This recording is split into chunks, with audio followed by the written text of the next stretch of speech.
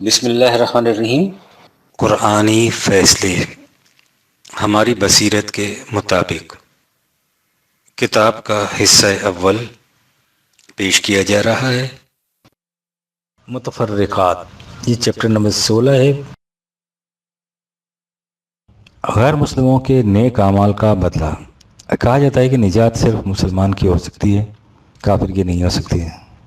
ایک غیر مسلم بڑے نیک کام کرتا ہے، وہ جھوٹ نہیں بولتا، چوری نہیں کرتا، کسی کو ستاتا نہیں ہے، خیرات کرتا ہے، غریبوں کی مدد کرتا ہے وغیرہ وغیرہ، تو کیا اسے اس کے ان نیک کاموں کا کوئی اجر نہیں ملے گا، اور اس لیے نجات نہیں ہوگی کہ وہ مسلمان نہیں ہوا، اور ایک مسلمان محض اس لیے جنت میں چلا جائے گا کہ وہ مسلمان تھا، خواہ اس کے عمل کتنے ہی خراب کیوں نہ ہو۔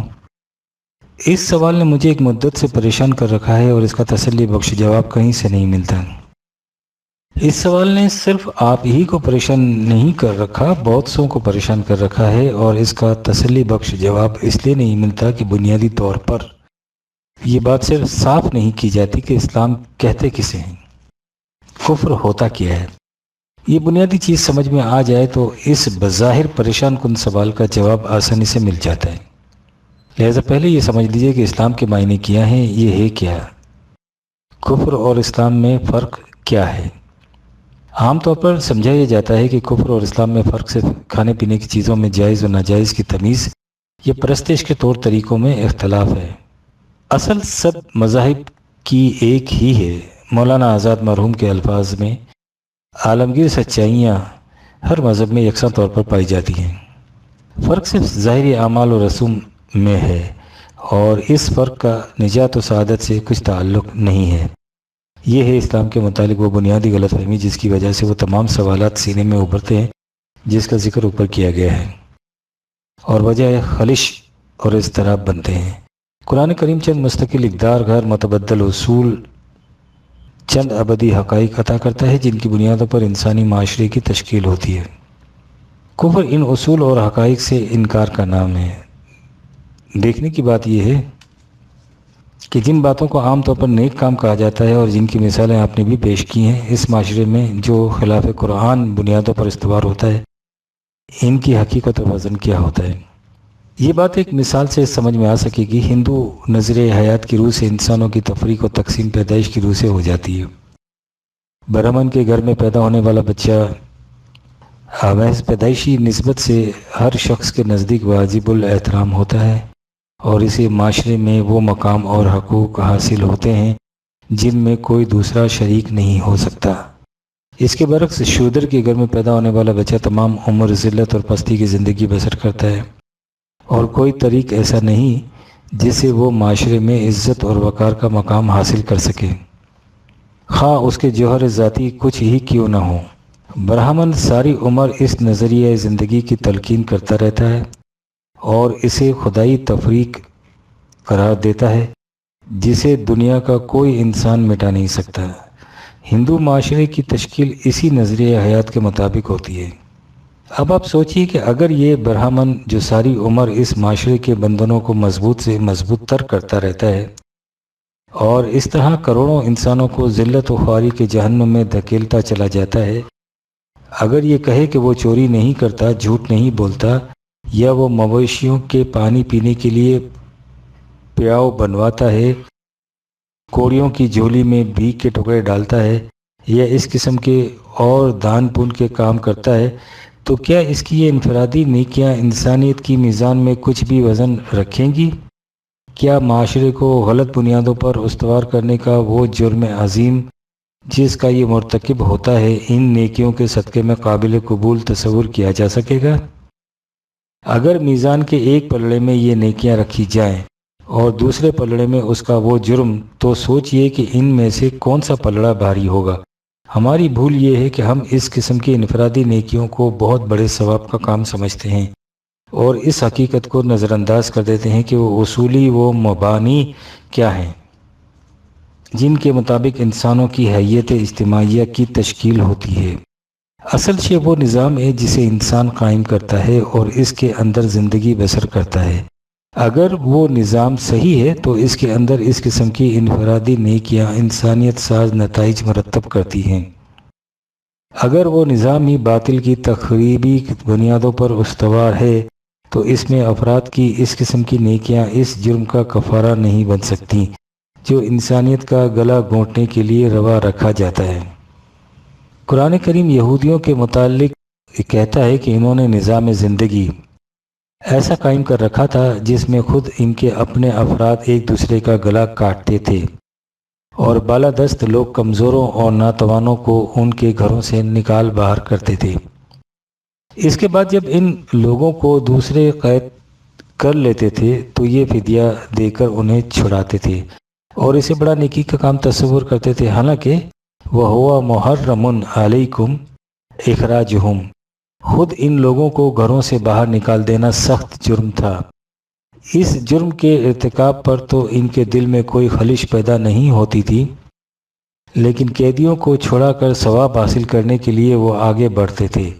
اس کے بعد قرآن کریم نے ایک عظیم اصول بیان کیا ہے جو اس باب میں بڑی واضح رہنمائی دیتا ہے۔ وہ ان سے کہتا ہے اَفَتُؤْمِنُونَ بِبَعْضِ الْکِتَابِ وَتَکْفُرُونَ بِبَعْضٍ، کیا تم یہ طرز عمل اختیار کرنا چاہتے ہو کہ ضابطۂ خداوندی کے ایک حصے پر ایمان رکھو اور اس کے دوسرے حصے سے انکار کرو؟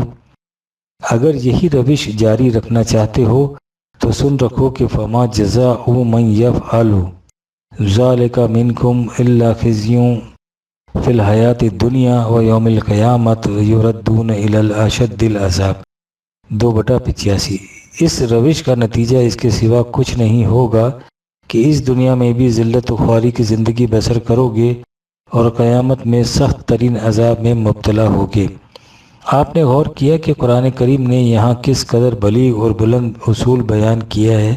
ظاہر ہے کہ قیدیوں کو فدیہ دے کر چھڑانا بہرحال ایک نیک کام ہے جس کا اجر ملنا چاہیے، لیکن قرآن کہتا ہے کہ انسانیت پر ظلم کرنے والے غلط نظام کے اندر اس قسم کی انفرادی نیکیاں موجب ثواب نہیں بن سکتی۔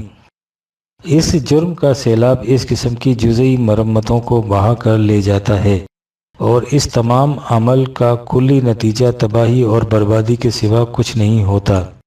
اس قسم کی غلط ذہنیت قریش مکہ کی تھی جس کی طرف ان کی توجہ مبذول کراتے ہوئے ان سے کہا گیا کہ أجعلتم سقاية الحج وعمارة المسجد الحرام كمن آمن بالله واليوم الآخر وجاهد في سبيل الله؟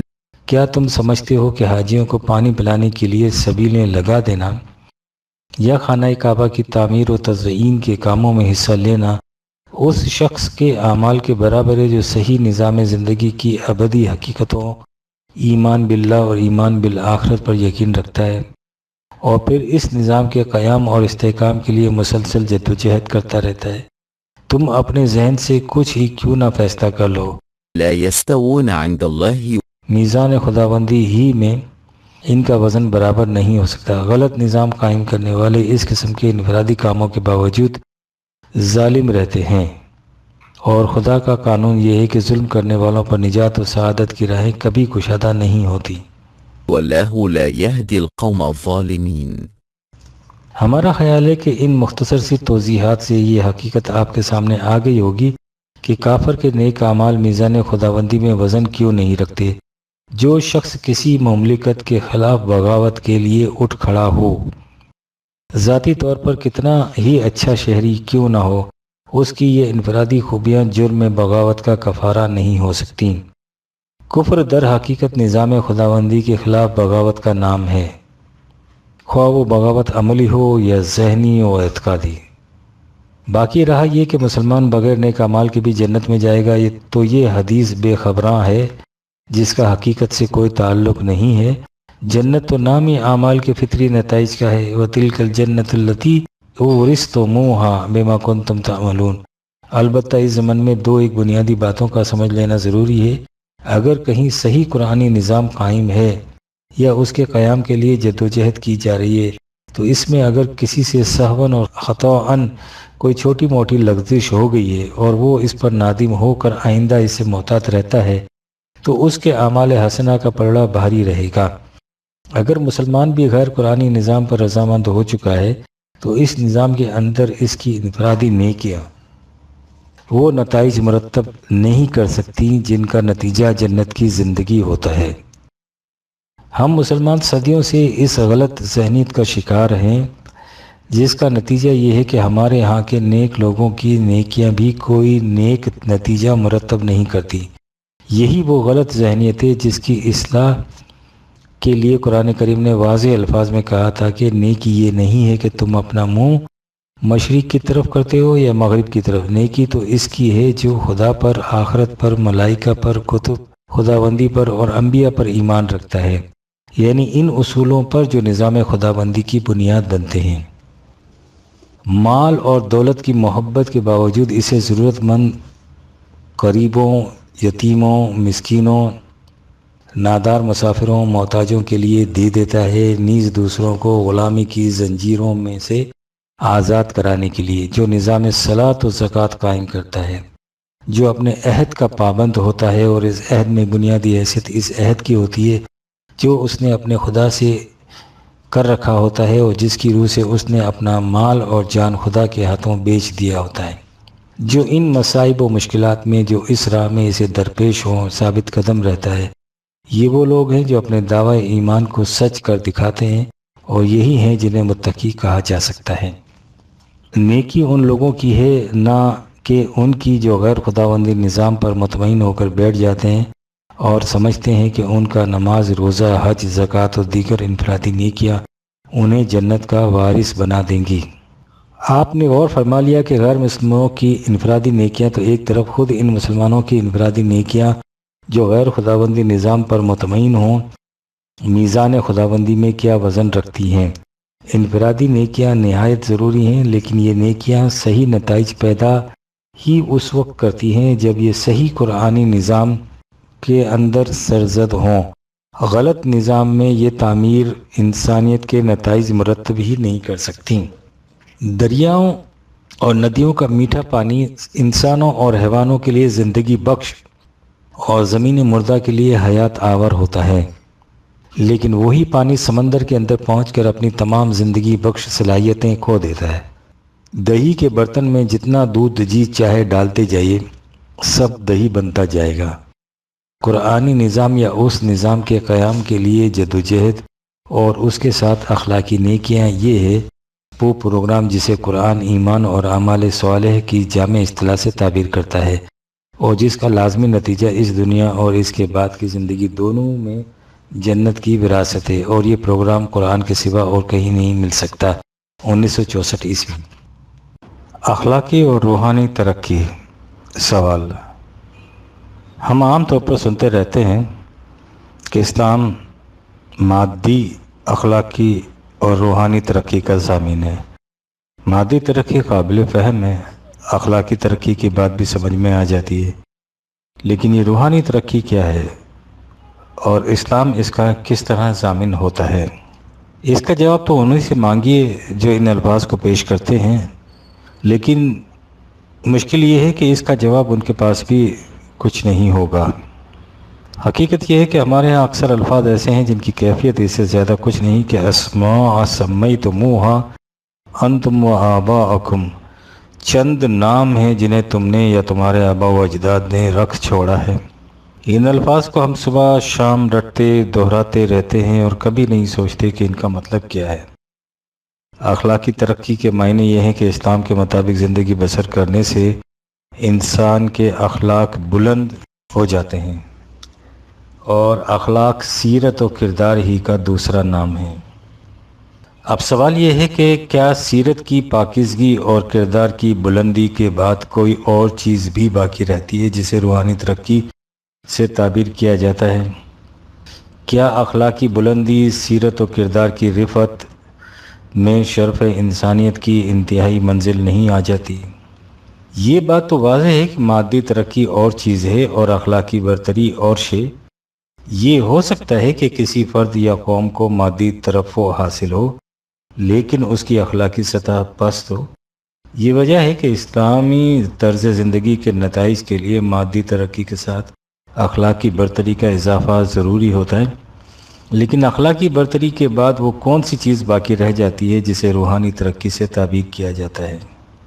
یہ ظاہر ہے کہ قرآن کریم شرف انسانیت کی جس انتہائی بلندی کو بطور نصب العین پیش کرتا ہے، حضور نبی اکرم کی ذات گرامی اس عرفہ و اعلیٰ مقام کی مظہر عتم ہے۔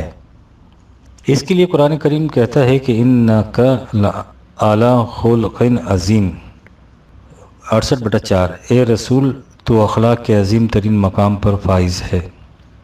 قرآن کریم نے حضور کے لیے اخلاق کی بلندی کا ذکر کیا ہے، روحانی ترقی کا کہیں ذکر نہیں کیا۔ اب سوال یہ ہے کہ اخلاقی بلندی کے بعد وہ روحانی ترقی کون سی ہے جس کا نبی اکرم کی ذات گرامی کے سلسلے میں تو آیا نہیں، لیکن جس کا ہم اس طرح دن رات چرچا کرتے رہتے ہیں؟ اصل یہ کہ انگریزی زبان میں 3 الفاظ تھے، مٹیریل یعنی مادی، مورل یعنی اخلاقی، اور اسپریچول یعنی روحانی۔ ہم نے اپنے ہاں انہی اقنوم ثلاثہ کو دہرانا شروع کر دیا اور اس کا خیال تک نہ کیا کہ عیسائیت نے تو مادہ، میٹر اور روح، اسپرٹ کی سنویت کے لیے اس اصطلاح کو وضع کیا تھا، اور مادے کو قابل نفرت قرار دینے کے بعد اس کی ضد اسپرٹ کو انسانی ترقی کا منتہا ٹھہرایا تھا۔ لیکن اسلام میں اس قسم کی سنویت نہیں، نہ ہی اس کے نزدیک مادہ قابل نفرت شے ہے۔ پھر ہم اسپرٹ کا لفظ کس منطوق کے لیے بولتے ہیں؟ ہم نے اس اصطلاح کو عیسائیت سے مستعار لے کر اپنے تصوف میں داخل کیا، اور اس طرح روحانی ترقی انسانی شرف کی منتہا قرار پا گئی، اور پھر اس کا چرچا شروع کر دیا کہ شریعت کی پابندی سے اخلاقی بلندی حاصل ہوتی ہے، اور طریقت کی پابندی سے روحانی ترقی، یعنی جس اخلاقی بلندی کو اللہ تعالیٰ نے حضور نبی اکرم کا مقام بلند قرار دیا ہے، تصوف کے اس تصور کی روح سے اس مقام سے اونچا ایک اور مقام بھی ہے جسے روحانی ترقی کہا جاتا ہے، یعنی معاذ اللہ خود نبی اکرم کے مقام خلق عظیم سے بھی بلند مقام۔ پھر سن لیجیے کہ اللہ تعالیٰ نے نبی اکرم کی اخلاقی بلندی کا ذکر کیا ہے، روحانی ترقی کا کہیں ذکر نہیں کیا۔ اس لیے خدا کی اس شہادت کے پیش نظر اسلام میں سیرت کے اعتبار سے اخلاقی بلندیوں سے اونچا کوئی اور مقام نہیں ہے۔ نبوت البتہ اور چیزیں جس کا سلسلہ ختم ہو چکا 1964 عیسوی۔ حقوق اللہ اور حقوق العباد۔ ہم بچپن سے حقوق اللہ اور حقوق العباد کی اصطلاحات سنتے چلے آ رہے ہیں۔ حقوق العباد کی بات تو سمجھ میں آتی ہے، لیکن یہ حقوق اللہ کیا ہیں، اس کی بابت وضاحت فرما دیجیے۔ جواب: قرآن کریم میں حقوق العباد کا ذکر آیا ہے، لیکن حقوق اللہ کا کہیں ذکر نہیں آیا۔ مثلاً فی اموالہم حق معلوم للسائل والمحروم 70/24، ان کے مال میں سائل و محروم کا ایسا حق ہے جو معلوم ہے، یا وآت ذا القرب حقه والمسكين وابن السبيل، قریبی رشتہ دار اور مسکین اور مسافر کو اس کا حق دے دو۔ اس قسم کی قرآن کریم میں اور آیات بھی ہیں۔ ایک جگہ خدا کے حق کا بھی ذکر ہے، لیکن وہ حق بھی دراصل بندوں ہی کا حق ہے۔ سورہ انعام میں ہے کہ اللہ وہ ہے جس نے باغات اور کھیتوں میں پھل اور فصلیں پیدا کی ہیں، تم اس پیداوار کو اپنے کام میں لاؤ، وَآتُوا حَقَّهُ يَوْمَ حَصَادِهِ 6/142، اور فصل کاٹنے کے دن اس کا حق ادا کرو۔ ظاہر ہے کہ یہاں جس چیز کو اس کا خدا کا حق کہا گیا ہے، یہ وہی ہے جسے دوسرے مقامات میں محتاجوں اور ضرورت مندوں کا حق قرار دیا گیا ہے۔ جس طرح خدا کو قرضہ دینے سے مراد ہے انسانیت کی فلاح و بہبود کے کاموں کے لیے نظام خداوندی کو اپنا مال دے دینا۔ یہ جہاں کہا گیا ہے کہ خدا نے مومنین کا مال اور جانیں خرید لی ہیں، تو اس سے بھی مقصود یہی ہے کہ جماعت مومنین اپنے مال اور اپنی جانوں اور جذبات کو قوانین خداوندی کے مطابق صرف کرنے کے لیے وقف کر دیتی ہے۔ ان مقامات سے ظاہر ہے کہ حقوق اللہ حقوق العباد سے الگ کچھ اور نہیں ہیں۔ ایسا معلوم ہوتا ہے کہ عیسائیت میں جو سنویت تھی کہ خدا کا حصہ خدا کو دو اور قیصر کا قیصر کو دو، تو اسی تصور کو ہمارے یہاں حقوق اللہ اور حقوق العباد کی تفریق کی شکل میں پیش کر دیا گیا، لیکن اسلام میں اس تفریق کی کوئی گنجائش نہیں ہے۔ دین نام انسانوں کے باہمی تعلقات یا معاملات کو قوانین خداوندی کے مطابق استوار یا طے کرنے کا۔ جس چیز کو فرد کی اصلاح یا انسانی ذات کی نشو و نما کہا جاتا ہے، اسی کا عملی مظاہرہ بھی انسانوں کے باہمی تعلقات اور معاملات کے صحیح خطوط پر متشکل ہونے کی صورت میں ہوتا ہے۔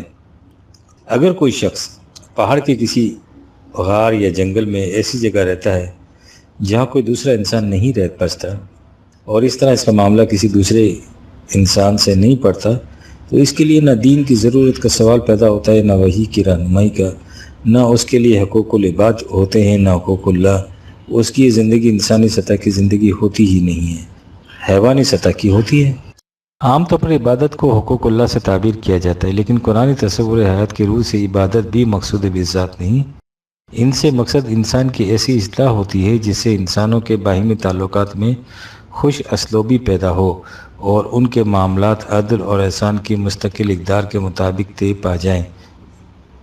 اس لیے عبادت بھی در حقیقت حقوق العباد کی حسن کارانہ انداز سے ادائیگی کا ذریعہ ہے۔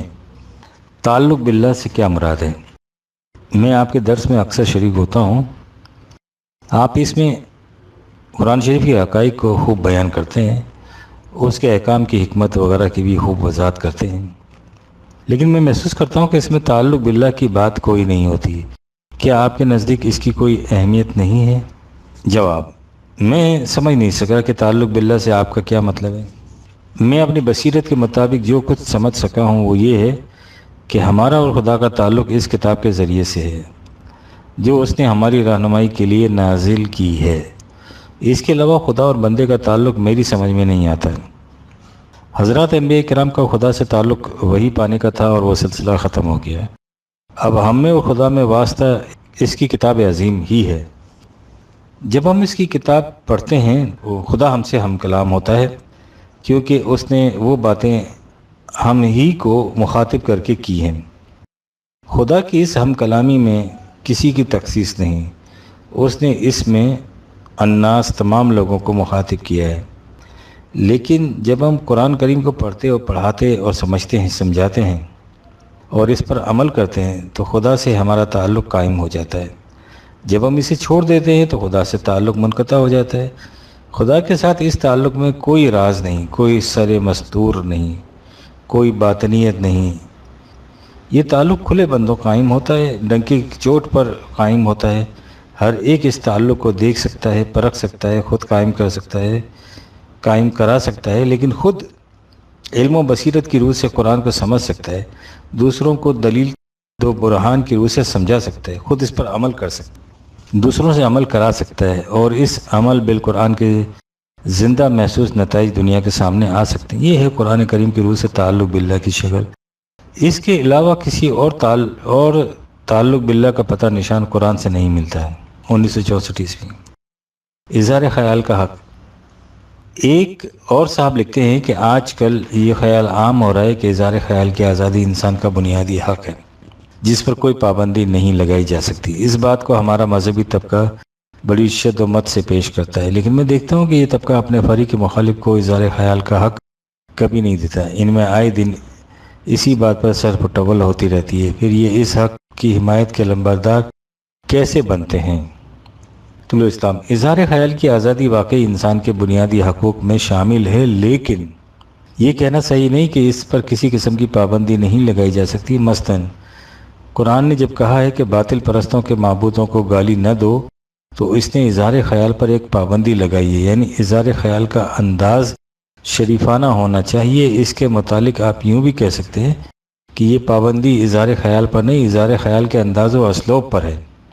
شریفانہ اور مصلحانہ انداز سے اظہار خیال انسان کے بنیادی حقوق میں سے ہیں۔ یہ آپ نے بالکل درست کہا ہے کہ اظہار خیال کی آزادی کی تائید مذہب پرست طبقے کی طرف سے تعجب انگیز ہے۔ ان حضرات کی تو ساری تاریخ اظہار خیال کے خلاف جنگ و جدال کی داستان ہے۔ ان کے فرقوں کی باہمی لڑائیاں اسی خون ریز داستان کی شفق آلود کڑیاں ہیں۔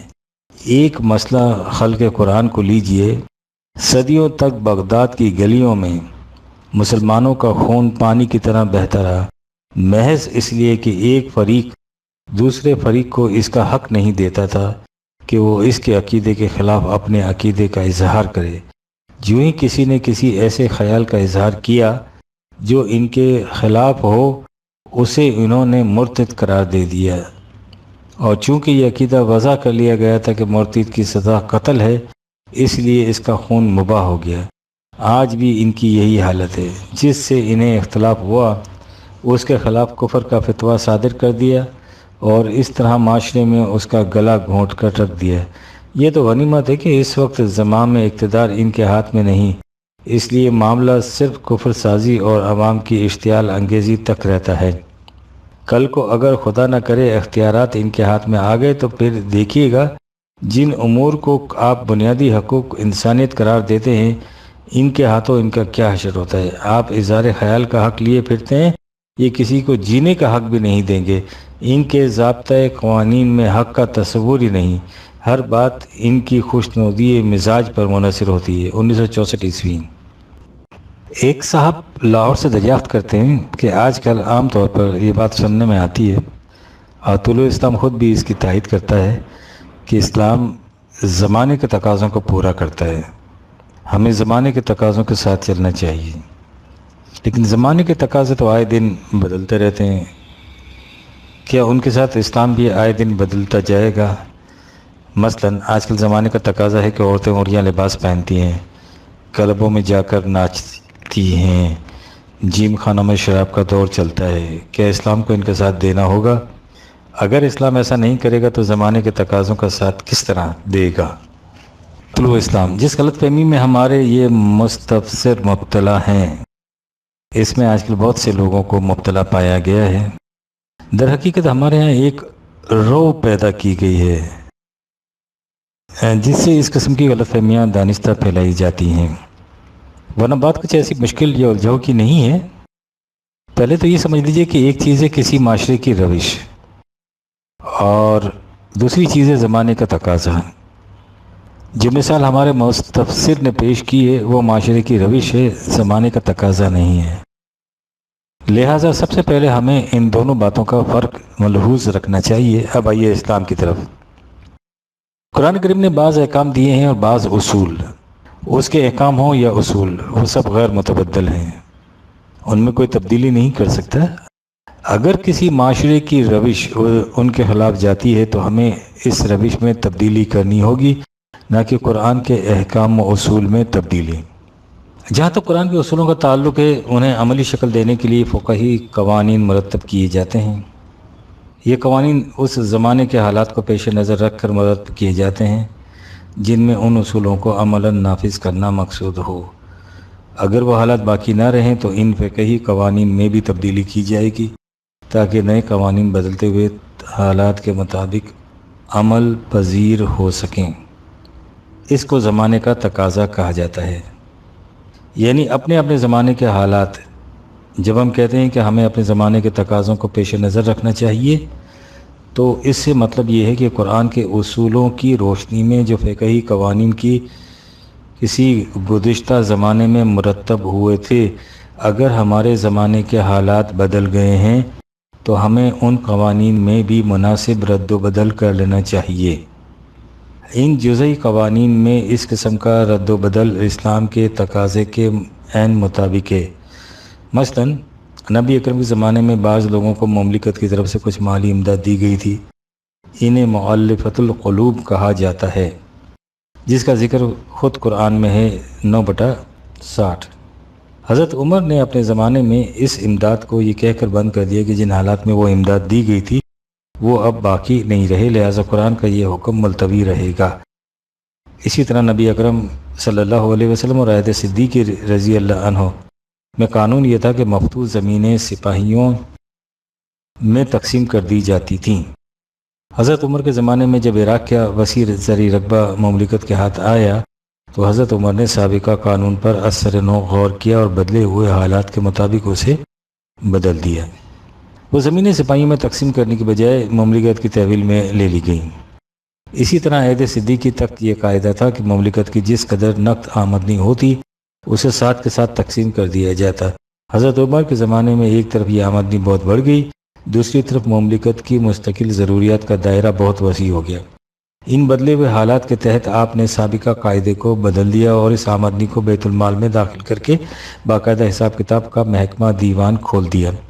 اس قبیل کی بہت سی مثالیں پیش کی جا سکتی ہیں۔ ہمارے خارج از قرآن احکام شریعت اس زمانے کے حالات کو پیش نظر رکھ کر مدون کیے گئے تھے جس زمانے میں وہ مرتب ہوئے تھے۔ ضرورت اس امر کی ہے کہ ان احکام کا اکثر نو جائزہ لیں اور حالات کی تبدیلی سے جن میں کسی تبدیلی کی ضرورت ہو ان میں مناسب تبدیلی کر لی جائے۔ یہ ہے مطلب زمانے کے تقاضوں یا بدلے ہوئے حالات کا ساتھ دینے کا، نہ یہ کہ جس چیز کو خدا نے ناجائز قرار دیا اسے جائز قرار دے دیا جائے۔ اس قسم کا اختیار کسی فرد یا معاشرے یا حکومت کو حاصل نہیں ہے۔ جس طرح ہمیں مروجہ قوانین شریعت کا جائزہ لینا چاہیے، اسی طرح آج کل کی معاشرتی روشوں کا بھی محاسبہ کرنا چاہیے۔ ان میں سے جو روش بھی قرآن کے کسی حکم یا اصول کے خلاف ہو اسے بدل دینا چاہیے۔ پھر سن لیجئے کہ دین قوانین یا اصولوں کی حیثیت سے قرآن کریم کے اندر مکمل ہو چکا ہے۔ جو کچھ قرآن میں ہے وہ غیر متبدل ہے۔ قرآنی اصولوں کی روشنی میں جو جزئی قوانین مرتب ہوں گے اور ان اصولوں پر عمل پیرا ہونے کے جو طریقے اختیار کیے جائیں گے وہ زمانے کے بدلتے ہوئے حالات کے مطابق بدلے جا سکیں گے۔ 1964 عیسوی۔ عالم کسے کہتے ہیں؟ ایک صاحب لکھتے ہیں کہ طول اسلام کے لٹریچر میں عام طور پر یہ کہا جاتا ہے کہ ہمارے علماء کرام علم سے بے بہرہ ہیں۔ یہ حضرات اپنے آپ کو عالم کہتے ہیں، اتنے سال تحصیل علم کے لیے صرف کرتے ہیں۔ اگر یہ علم سے بے بہرہ ہوتے ہیں تو پھر عالم کسے کہا جائے گا؟ ہم اپنے مستفسر سے یہ عرض کریں گے کہ وہ اس بات پر غور کریں، غور کر کے خود ہی جواب دیں کہ اگر ایک شخص قرآن کریم کو حفظ کر لے تو کیا آپ اسے قرآن کا عالم کہیں گے؟ آپ اسے قرآن کا عالم کبھی نہیں کہیں گے، حالانکہ اسے سارا قرآن حفظ یاد ہے۔ یہ اس لیے کہ اس نے قرآن کریم کے الفاظ یاد کیے ہیں، ان پر غور و فکر نہیں کیا، عقل و بصیرت سے کام لے کر اس کے مطالب معلوم کرنے کی کوشش نہیں کی۔ یاد رکھیے کسی چیز کے حفظ کرنے میں عقل و فکر کو کچھ واسطہ نہیں ہوتا، اس لیے حفظ کرنے کو علم نہیں کہا جا سکتا۔ ہمارے علماء کرام کی بینیائی یہی حالت ہے۔ انہوں نے قدیم زمانے کی کتابوں کو اس طرح حفظ کیا ہوتا ہے کہ انہیں معلوم ہوتا ہے کہ فلاں مسئلے کے متعلق فلاں کتاب میں کیا لکھا ہے، فلاں امام نے کیا کہا ہے، فلاں مفسر کا کیا قول ہے، فلاں محدث کا کیا ارشاد ہے۔ جو کچھ انہیں ان کتابوں میں لکھا ملتا ہے وہ اسے حرفاً نقل کر دیتے ہیں، اس میں اپنی عقل و فکر کو قطعاً دخل نہیں دینے دیتے۔ انہیں اس کی اجازت ہی نہیں ہوتی، وہ ایسا کر ہی نہیں سکتے۔ اب ان کے متعلق زیادہ سے زیادہ یہ کہہ سکتے ہیں کہ انہیں معلومات انفارمیشنز حاصل ہوتی ہیں، لیکن آپ یہ نہیں کہہ سکتے کہ ان کا علم بہت ہے۔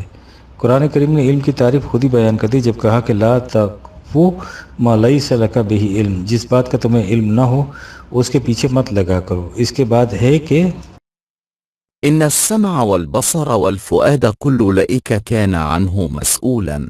17/36۔ یاد رکھو تمہارے سمع، بصر اور قلب، فواد، ہر ایک سے اس کے متعلق پوچھا جائے گا۔ لہذا قرآن کی روح سے علم وہ ہے جس میں سننے دیکھنے کے علاوہ انسان کی فکری صلاحیتوں، فواد، مائنڈ کا بھی دخل ہو، جو معلومات محض سمع و بصر پر مبنی ہوں اور اس میں انسان کے اپنے فہم و تدبر کا دخل نہ ہو، وہ علم کی تعریف میں نہیں آتی۔ ہمارے علماء کرام کا سارا علم سمع و بصر پر موقوف ہوتا ہے، یعنی یہ کتابیں رٹ لینا اور یا استاد کی سنائی ہوئی باتوں کو محفوظ کر لینا، خواہ حافظے کی مدد سے یا تحریر کے ذریعے، ان کی فکری صلاحیتوں کا اس میں کوئی دخل نہیں ہوتا، اس لیے کہ پہلے کہا جا چکا ہے انہیں اس کی اجازت ہی نہیں کہ جو کچھ چلا آ رہا ہے اس میں عقل و فکر کو دخل دے سکیں۔ یہ ان کے نزدیک بدعت اور الحاد ہے۔ ان میں سب سے بڑا عالم وہ ہوگا جو سب سے زیادہ حوالے دے سکے۔ ہم اس لیے انہیں عالم کی بجائے کیٹالوگر کہا کرتے ہیں۔ علامہ اقبال نے انہی کے متعلق کہا تھا کہ فقیہ شہر قارون ہے لغت ہائے حجازی کا۔ قرآن نے اس کو حمل اسفار 62/5 کتابیں اٹھائے پھرنے سے تعبیر کیا ہے۔ یہ اپنے محدود سے دائرے میں معلومات کے حافظ ہوتے ہیں، عالم نہیں ہوتے۔ جن لوگوں کے مسلک میں عقل و فکر سے کام لینا حرام ہو وہ عالم ہو کیسے سکتے ہیں؟ ان سے کسی مسئلے کے متعلق پوچھئے، یہ 20 اسناد گنا دیں گے اور درجنوں حوالے پیش کر دیں گے، لیکن ان سے اگر یہ پوچھئے کہ ایسا کیوں کرنا چاہیے تو اس کا ان کے پاس کوئی جواب نہیں ہوگا۔ بجوز کفر کے فتوے کے، کیا علم اسی کو کہتے ہیں؟ 1964 عیسوی۔ اختلاف کی نوعیت۔ جب ہم کہتے ہیں کہ مسلمانوں کے مختلف فرقوں کے مسالک کو مستند مان لیا جائے تو اس قسم کے قوانین مرتب بھی نہیں ہو سکتے جنہیں تمام مسلمان اسلامی تسلیم کر لیں، کیونکہ ان فرقوں میں باہمی اختلافات بڑے شدید ہیں۔ تو اس کے جواب میں کہا جاتا ہے کہ نہیں، یہ اختلافات محض فروعی ہیں، انہیں ایسی اہمیت حاصل نہیں۔ اہل حدیث کے ترجمان الاعتصام میں احناف کے ساتھ ایک بحث چل رہی ہے۔ اس سلسلے میں اس کی 13 دسمبر کی اشاعت میں شائع شدہ ایک مضمون میں لکھا ہے، یہ تو ایک اصل کی ایک جزی کو نہایت اختصار سے نقل کیا گیا ہے، اگر اس پر اور دیگر سینکڑوں اصول جو نصوص اور ائمہ اہل حدیث کی تردید کے لیے وضع کیے گئے ہیں، بحث و تمہیز کے لیے قلم کو اجازت دی جائے تو ایک مبسوط کتاب مرتب ہو جائے۔ وہ کون سا بزرگ ہے جس نے حنفیت کے کسی مسئلے سے اختلاف کیا ہو اور پھر اس کو خارج اسلام کرنے کے لیے اصول نہ وضع کیے گئے ہوں؟ اصول سے ہٹ کر ویسے بھی احناف کرام کی ائمہ اہل حدیث کے متعلق گفتگو اس طرح کی ہوتی ہے، جس کا نمونہ آپ فاضل دیوبند کے کلام میں ملاحظہ فرما چکے ہیں۔ ہم اگر ان کے بزرگوں کے وہ اقوال اور ملفوظات جو اہل حدیث کی تحقیر و تنقیص میں ان کتابوں میں موجود ہیں پیش ہی کر دیں تو غالباً ان کو بھی ہماری کم ظرفی اور چھچیرو پن پر محمول کریں گے۔ الاعتصام 13 دسمبر 1963 عیسوی، صفحہ نمبر 2۔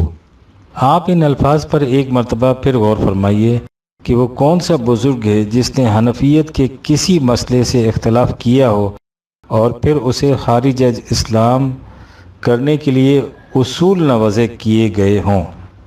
اس کے بعد آپ سوچئے کہ کیا ان فرقوں کے اختلافات محض فروعی ہیں جنہیں چندہ اہمیت حاصل نہیں، یا ایسے بنیادی کہ ان کی بنا پر ایک دوسرے کو خارج از اسلام قرار دیا جاتا ہے؟ اور ان دونوں فرقوں کا دعویٰ یہ ہے کہ بلکہ ہر فرقے کا دعویٰ ہے کہ ہمارے احکام کتاب و سنت پر مبنی ہیں۔ جہاں تک کتاب اللہ کا تعلق ہے، اس کا دعویٰ یہ ہے کہ میرے من جانب اللہ ہونے کی دلیل یہ ہے کہ مجھ میں کوئی اختلافی بات نہیں ہے۔ اب آپ سوچئے کہ جس کتاب کا دعویٰ یہ ہو اور اس دعوے کی صداقت پر ہمارا ایمان ہو، تو کیا یہ کسی طرح بھی ممکن ہے کہ جن احکام کی بنیاد ایسی کتاب پر ہو ان میں اس قدر اختلافات ہوں؟ اگر اسے تسلیم کر لیا جائے کہ ایسا ممکن ہے تو اس کتاب کا یہ دعویٰ معاذ اللہ غلط ثابت ہو جاتا ہے۔ اس سے ظاہر ہے کہ یہ تمام اختلافات کتاب اللہ سے ہٹ کر اور چیزوں کو بنیاد قرار دے لینے سے پیدا ہوتے ہیں۔